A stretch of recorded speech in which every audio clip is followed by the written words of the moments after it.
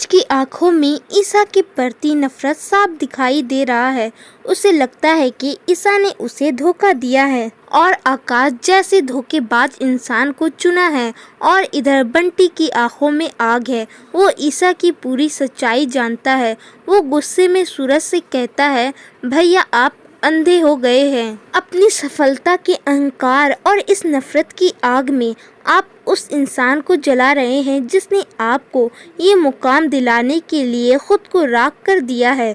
सूरज अपनी कुर्सी से उठकर गुस्से में कहा, बंटी तू उसकी वफादारी कर रहा है जिसने मुझे छोड़कर उस आकाश का हाथ थाम लिया। उस ईसा की बात कर रहा है जो उस आईपीएस के साथ ऐश कर रही है। अब बंटी सूरज के करीब जाकर उसकी आंखों में आंखें डालकर कहा, वो ईसा भाभी का त्याग था भैया। सूरज के अंदर एक तूफान उठा। उसे लगा कि उसका दोस्त बंटी उसके दुश्मन की भाषा बोल रहा है। सूरज ने चिल्लाकर कहा, तुझे दोनों में से किसी एक को चुनना है। तुझे मैं चाहिए या ईसा? सूरज की ये बात सुनकर बंटी की आंखों में आंसू आ गए।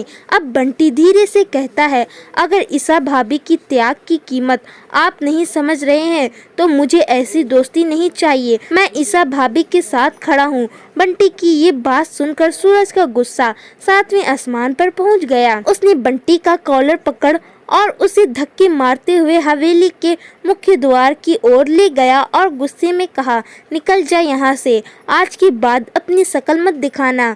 सूरज के एक जोरदार धक्के के साथ बंटी हवेली के बाहर जा गिरा। लेकिन बंटी की कही हुई बात सूरज के कानों में गूंज रही है। क्या सच में ईसा मेरे लिए सब कुछ सह रही है? क्या मैं इतना अंधा हो गया हूँ कि उसके आंसुओं के पीछे छुपी कहानी को नहीं पढ़ सका? रात गहरी होती जा रही है और सूरज की बेचैनी भी उसे अपनी ताई माँ की वो बात याद आ रही है। तू आईएएस भले ही बन गया हो पर तू खुश नहीं है। उसे अब एहसास हुआ कि वो ईसा से नफरत करने की कोशिश में अपने आप से ही दूर होता जा रहा है। अगर बंटी की बात सच है तो मैंने न सिर्फ ईसा के साथ अन्याय किया बल्कि अपने उस दोस्त को भी खो दिया जो उसका आईना हुआ करता था।